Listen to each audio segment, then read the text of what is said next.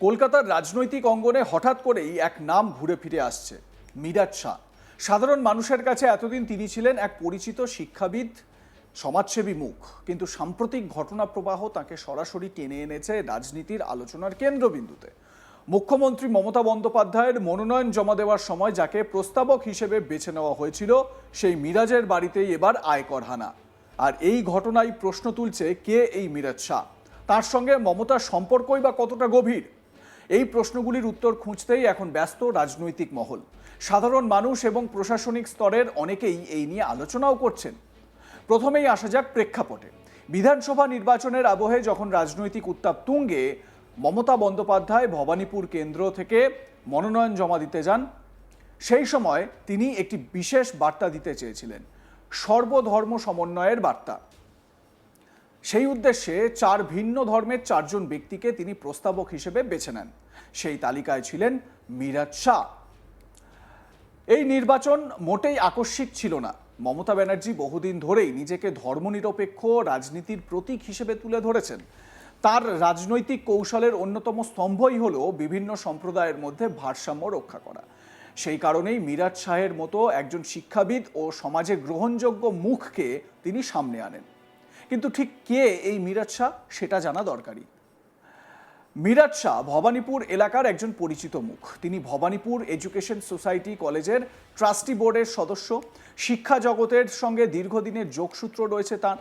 এলাকার শিক্ষা ব্যবস্থা, ছাত্রছাত্রীদের উন্নয়ন এবং বিভিন্ন সামাজিক কর্মকাণ্ডে সক্রিয় ভূমিকা নেওয়ার জন্য তার একটি নিজস্ব গ্রহণযোগ্যতা তৈরি হয়েছে। স্থানীয়দের মধ্যে তার ভাবমূর্তি একজন শান্ত, সংযত এবং কাজের মানুষ হিসেবে পরিচিত। রাজনীতির সঙ্গে সরাসরি যুক্ত না থাকলেও বিভিন্ন সামাজিক ও সাংস্কৃতিক অনুষ্ঠানে তার উপস্থিতি তাকে একটি প্রভাবশালী নাগরিক হিসেবে প্রতিষ্ঠা দিয়েছে। এই কারণেই অনেকের মতে মমতা ব্যানার্জি যখন প্রস্তাবক বাছাই করেন, তখন তিনি এমন কাউকেই খুঁজছিলেন যিনি সমাজে সম্মানিত এবং বিতর্কমুক্ত। সেই জায়গায় মিরাজ শাহ ছিলেন একটি সেফ এবং স্ট্র্যাটেজিক পছন্দ। মনোনয়ন জমা দেওয়ার দিন মমতার পাশে দাঁড়িয়ে থাকা মিরাজ শাহের ছবি দ্রুত ছড়িয়ে পড়ে। রাজনৈতিক বিশ্লেষকদের একাংশ তখনই বলেছিলেন, এটি শুধুমাত্র একটি আনুষ্ঠানিকতা নয়, বরং একটি বার্তা। সংখ্যালঘু সম্প্রদায়ের সঙ্গে মমতার সম্পর্ক এখনো অটুট। কিন্তু এই ছবির মাত্র কয়েকদিন পরেই ঘটনা প্রবাহ নাটকীয় মোড় নিয়েছে। শুক্রবার সকালে হঠাৎ করেই খবর আসে, কলকাতার বিভিন্ন জায়গায় আয়কর দপ্তরের অভিযান চলছে। তালিকায় রয়েছে সল্টলেক, মিডলটন স্ট্রিটের মতো গুরুত্বপূর্ণ এলাকা। একই সঙ্গে অভিযান চালানো হয় রাসবিহারী কেন্দ্রের বিদায়ী বিধায়ক তথা এই কেন্দ্রেরই তৃণমূল প্রার্থী দেবাশিস কুমারের বাড়িতেও। আর এই সমস্ত ঘটনার মাঝেই সামনে আসে আরও একটি খবর, এলগিন রোডে মিরাজ শাহের বাড়িতেও আয়কর দপ্তরের আধিকারিকরা পৌঁছে গিয়েছেন, তল্লাশি করছেন। এই খবর ছড়িয়ে পড়তেই চাঞ্চল্য ছড়ায় রাজনৈতিক মহলে। একদিকে যাকে কয়েকদিন আগেও মমতার ঘনিষ্ঠ বলে তুলে ধরা হচ্ছিল, তার বাড়িতে হঠাৎ করে আয়কর অভিযান, এটা কি নিছক কাকতালীয়, নাকি এর পিছনে রয়েছে আরও গভীর কোনো রাজনৈতিক সমীকরণ? শাসক দল তৃণমূল কংগ্রেস এই ঘটনায় সরাসরি রাজনৈতিক প্রতিহিংসার অভিযোগ তোলে। তাদের বক্তব্য, ভোটের আগে বিরোধীদের চাপে ফেলতেই কেন্দ্রীয় সংস্থাগুলিকে ব্যবহার করা হচ্ছে। তাদের দাবি, মিরাজ শাহ কোনো রাজনৈতিক ব্যক্তি নন, তবুও তাকে নিশানা করা হয়েছে শুধুমাত্র যে কারণে সেটা মমতা বন্দ্যোপাধ্যায়ের প্রস্তাবক ছিলেন তিনি, তাই। এই অভিযোগের পাল্টা জবাবও এসেছে বিরোধী শিবির থেকে। তাদের মতে আয়কর দপ্তর একটি স্বাধীন সংস্থা এবং তারা নির্দিষ্ট তথ্যের ভিত্তিতে অভিযান চালায়। এখানে রাজনীতির কোনো ভূমিকা নেই। তবে সাধারণ মানুষের মনে প্রশ্ন থেকেই যাচ্ছে, কেন মিরাজ শাহ? রাজনৈতিক বিশ্লেষকরা বলছেন, এই ঘটনাকে একাধিক দৃষ্টিকোণ থেকে দেখা প্রয়োজন।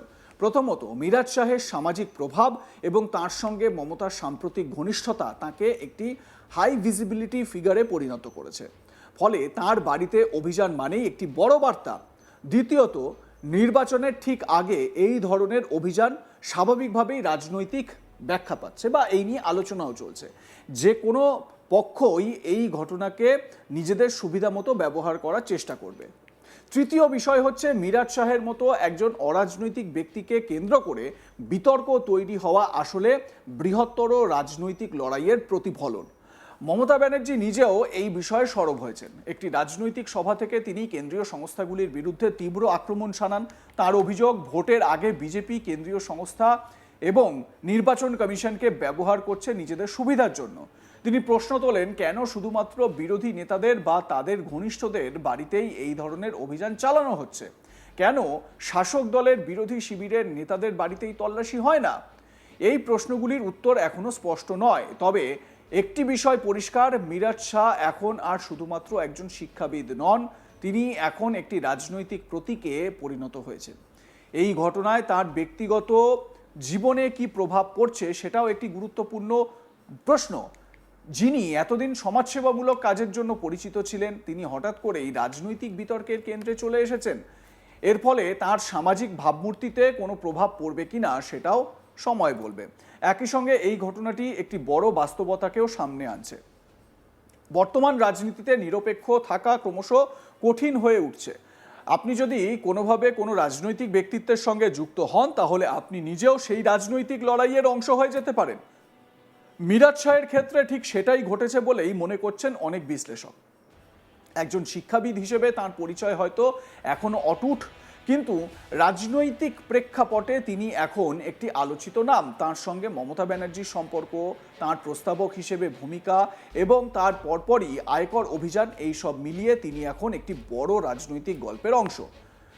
এই গল্পের শেষ কোথায় তা এখনই বলা সম্ভব নয়। তবে আপাতত এইটুকু বলা যায়, মিরাজ শাহ নামটি আগামী দিনে আরও বেশি করে শোনা যাবে, শুধু শিক্ষা বা সমাজসেবার ক্ষেত্রে নয়, রাজনীতির ময়দানেও।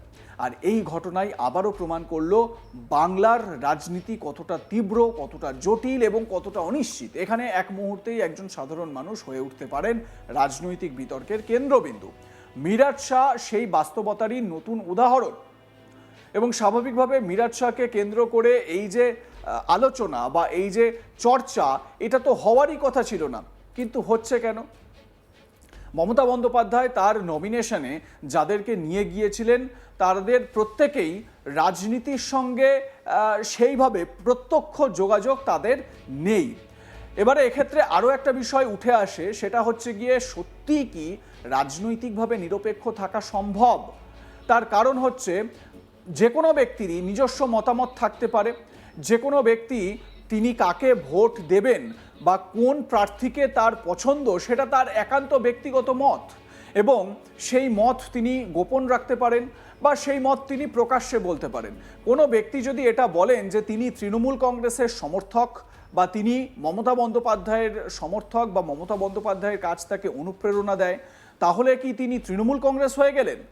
এই বিষয়টা বোঝাটা কিন্তু দরকার রয়েছে। কারণ যেই ব্যক্তি হঠাৎ করে বললেন যে তিনি মমতা বন্দ্যোপাধ্যায়ের সমর্থক বা মমতা বন্দ্যোপাধ্যায়কে তার ভালো লাগে, দুদিন পর বা এক সপ্তাহ পর সেই ব্যক্তিরই আবার মমতা বন্দ্যোপাধ্যায়কে ভালো নাও লাগতে পারে। তাহলে যেই ব্যক্তি মমতা বন্দ্যোপাধ্যায়ের সমর্থক হওয়ার জন্য তৃণমূল পরিচিত হয়ে গেলেন, তাহলে এক সপ্তাহ পর যখন তিনি বলবেন যে আমার মমতা বন্দ্যোপাধ্যায়কে ভালো লাগে না, তাহলে কি তিনি তৃণমূল থেকে মুক্তি পেয়ে গেলেন বা তৃণমূল মুক্ত হয়ে গেলেন? যদি কেউ বলেন যে তার নরেন্দ্র মোদীকে ভালো লাগে, মানে প্রধানমন্ত্রীকে ভালো লাগে, তাহলে কি সেই ব্যক্তি বিজেপির সমর্থক হয়ে গেলেন বা বিজেপি কর্মী হয়ে গেলেন? এই প্রশ্নটা, এই বাস্তবতাটা আমাদের সামনে এখন বিশাল বড় আকারে প্রকট হয়ে উঠেছে। লাইক, কমেন্ট, শেয়ার করে আপনাদের মতামত জানাতে ভুলবেন না। দেখতে থাকুন আজ তাক বাংলা, সাবস্ক্রাইব করুন আমাদের ইউটিউব চ্যানেলটি, বেল আইকন প্রেস করুন নোটিফিকেশন পেতে।